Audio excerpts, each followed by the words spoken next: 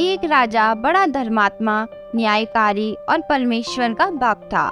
उसने ठाकुर जी का मंदिर बनवाया और एक ब्राह्मण को उसका पुजारी नियुक्त किया।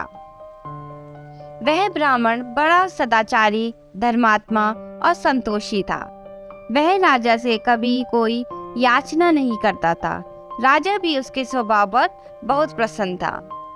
उसे राजा की मंदिर में पूजा करते हुए 20 वर्ष गुजर गए।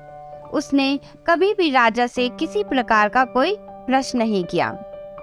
राजा के यहाँ एक लड़का पैदा हुआ। राजा ने उसे पढ़ा लिखा कर विद्वान बनाया और बड़ा होने पर उसकी शादी एक सुंदर राजकन्या के साथ करा दी। शादी करके जिस दिन राजकन्या को अपने राजमहल में लाया, उस रात्रि में राजकुमारी को नींद न आई। वह इधर उधर घूमने लगी। जब अपने पति के पलंग के पास आई तो क्या देखती है कि हीरे जवाहरात जड़ी मूठे वाली एक तलवार पड़ी है। जब उस राजकन्या ने देखने के लिए वह तलवार म्यान में से बाहर निकाली, तब तीक्ष्ण धार वाली और बिजली के समान प्रकाश वाली तलवार देखकर वह डर गई। वह डर के मारे उसके हाथ से तलवार गिर पड़ी और राजकुमार की गर्दन पर जा लगी। राजकुमार का सिर कट गया और वह मर गया। राजकन्या पति के मरने का बहुत शोक करने लगी। उसने परमेश्वर से प्रार्थना की कि हे प्रभु, मुझसे अचानक यह पाप कैसे हो गया। पति की मृत्यु मेरे ही हाथों हो गई। आप तो जानते ही हैं, परंतु सभा में मैं सत्य न कहूँगी, क्योंकि इससे मेरे माता पिता और सास ससुर को कलंक लगेगा तथा इस बात पर कोई विश्वास भी ना करेगा। प्रातः काल में जब पुजारी कुएं पर स्नान करने आया तो राजकन्या ने उसको देखकर विलाप करना शुरू किया और इस प्रकार कहने लगी, मेरे पति को कोई मार गया। लोग इकट्ठे हो गए और राजा साहब आकर पूछने लगे, किसने मारा है। वह कहने लगी, मैं जानती तो नहीं कि कौन था, परंतु उसे ठाकुर जी के मंदिर में जाते देखा था। राजा समेत सब लोग ठाकुर जी के मंदिर में आए तो ब्राह्मण को पूजा करते हुए देखा। उन्होंने उसको पकड़ लिया और पूछा, तूने राजकुमार को क्यों मारा। ब्राह्मण ने कहा, मैंने राजकुमार को नहीं मारा। मैंने तो उनका राजमहल भी नहीं देखा है। इसमें ईश्वर साक्षी है। बिना देखे किसी पर अपराध का दोष लगाना ठीक नहीं। ब्राह्मण की तो कोई बात ही नहीं सुनता था।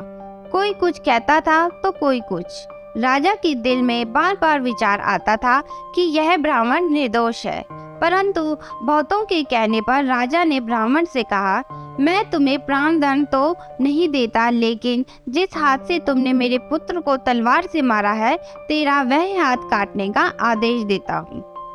ऐसा कहकर राजा ने उसका हाथ कटवा दिया। इस पर ब्राह्मण बड़ा दुखी हुआ और राजा को अधर्मी जान उस देश को छोड़कर चला गया। वहां वह खोज करने लगा कि कोई विद्वान ज्योतिषी मिले तो बिना किसी अपराध हाथ कटने का कारण उससे पूछे। किसी ने उसे बताया कि काशी में एक विद्वान ज्योतिषी रहते हैं। तब वह उनके घर पर पहुंचा। ज्योतिषी कहीं बाहर गए थे। उसने उनकी धर्मपत्नी से पूछा, माता जी, आपके पति ज्योतिषी जी महाराज कहाँ गए हैं। तब उस स्त्री ने अपने मुख से अयोग्य असहाय दुर्वचन कही, जिनको सुनकर वह ब्राह्मण हैरान हुआ और मन ही मन कहने लगा कि मैं तो अपना हाथ काटने का कारण पूछने आया था, परंतु अब इनका ही हाल पहले पूछूंगा। इतने में ज्योतिषी आ गए। घर में प्रवेश करते ही ब्राह्मणी ने अनेक दुर्वचन कहकर उनका तिरस्कार किया, परंतु ज्योतिषी जी चुप रहे और अपने स्त्री को कुछ भी नहीं कहा।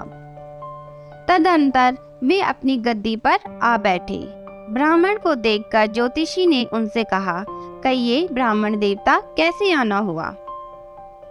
आया तो था अपने बारे में पूछने के लिए, परंतु पहले आप अपना हाल बताइए कि आपकी पत्नी अपनी जुबान से आपका इतना तिरस्कार क्यों करती है, जो किसी से भी नहीं सहा जाता और आप सहन कर लेते हैं। इसका कारण है। यह मेरी स्त्री नहीं, मेरा कर्म है। दुनिया में जिसको भी देखते हो अर्थात भाई, पुत्र, शिष्या, पिता, गुरु, संबंधी, जो कुछ भी है सब अपना कर्म ही है। यह स्त्री नहीं, मेरा किया हुआ कर्म ही है और यह भोगी बिना कटेगा नहीं। अपना किया हुआ जो भी कुछ शुभ अशुभ कर्म है वह अवश्य ही भोगना पड़ता है। बिना भोगे तो सैकड़ों करोड़ों कल्पों के गुजरने पर भी कर्म नहीं टल सकता। इसलिए मैं अपने कर्म खुशी से भोग रहा हूँ और अपनी स्त्री की ताड़ना भी नहीं करता, ताकि आगे इस कर्म का फल न भोगना पड़े। महाराज, आपने क्या कर्म किया था? सुनिए, पूर्व जन्म में मैं कौवा था और मेरी स्त्री गधी थी। इसकी पीठ पर फोड़ा था। फोड़े की पीड़ा से यह बड़ी दुखी थी और कमजोर भी हो गई थी। मेरा स्वभाव बड़ा दुष्ट था, इसलिए मैं इसके फोड़े में चोंच मारकर इसे ज्यादा दुखी करता था। जब दर्द के कारण यह कूदती थी तो इसकी फजीहत देखकर मैं खुश होता था। मेरे डर के कारण यह सहसा बाहर नहीं निकलती थी, किंतु मैं इसको ढूंढता फिरता था। यह जहाँ मिले वहीं इसे दुखी करता था। आखिर मेरे द्वारा बहुत सताए जाने पर त्रस्त होकर यह गांव से 10-12 मील दूर जंगल में चली गई। वहां गंगा जी के किनारे सघन वन में हरा हरा घास खाकर और मेरी चोटों से बचकर सुखपूर्वक रहने लगी। लेकिन मैं इसके बिना नहीं रह सकता था। इसको ढूंढते ढूंढते मैं उसी वन में जा पहुंचा और वहां इसे देखते ही मैं इसकी पीठ पर जोर से चोंच मारी तो मेरी चोंच इसकी हड्डी में चुभ गई। इस पर इसने अनेक प्रयास किए, फिर भी चोंच न छूटी। मैंने भी चोंच निकालने का बड़ा प्रयत्न किया, मगर ना निकली। पानी के भय से ही यह दुष्ट मुझे छोड़ेगा, ऐसा सोचकर यह गंगा जी में प्रवेश कर गई, परंतु वहां भी मैं अपनी चोंच निकाल न पाया। आखिर में यह बड़े प्रवाह में प्रवेश कर गई। गंगा का प्रवाह तेज होने के कारण हम दोनों बह गए और बीच में ही मर गए। तब गंगा जी के प्रभाव से यह तो ब्राह्मणी बनी और मैं बड़ा भारी ज्योतिषी बना। अब वह मेरी स्त्री हुई, जो मेरे मरण पर्यंत अपने मुख से गाली निकालकर मुझे दुख देगी और मैं भी अपने पूर्व कर्मों का फल समझकर सहन करता रहूंगा। इसका दोष नहीं मानूंगा, क्योंकि यह किए हुए कर्मों का ही फल है, इसलिए मैं शांत रहता हूँ। अब अपना प्रश्न पूछो। ब्राह्मण ने अपना सब समाचार सुनाया और पूछा, अधर्मी पापी राजा ने मुझ निरपराध का हाथ क्यों कटवाया? ज्योतिषी, राजा ने आपका हाथ नहीं कटवाया, आपके कर्म ने ही आपका हाथ कटवाया है। किस प्रकार? पूर्व जन्म में आप एक तपस्वी थे और राजकन्या गौ थी तथा राजकुमार कसाई था। वह कसाई जब गौ को मारने लगा तब गौ बेचारी जान बचाकर आपके सामने से जंगल में भाग गई। पीछे से कसाई आया और आपसे पूछा कि इधर कोई गाय तो नहीं गई है?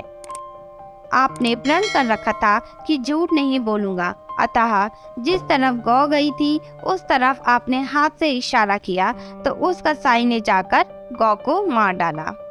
गंगा के किनारे वह उसकी चमड़ी निकाल रहा था। इतने में ही उस जंगल से शेर आया और गौ एवं कसाई दोनों को खाकर गंगा जी के किनारे ही उनकी हड्डियां उसमें बह गई। गंगा जी के प्रताप से कसाई को राजकुमार और गौ को राजकन्या का जन्म मिला एवं पूर्व जन्म में किए हुए उस कर्म ने एक रात्रि के लिए उन दोनों को इकट्ठा किया। क्योंकि कसाई ने गौ की हंसिया से मारा था, इसी कारण राजकन्या के हाथों अनायास ही तलवार गिरने से राजकुमार का सिर कट गया और वह मर गया। इस तरह अपना फल देकर कर्म निर्वृत्त हो गया। तुमने जो हाथ का इशारा रूप कर्म किया था उस पाप कर्म ने तुम्हारा हाथ कटवा दिया है।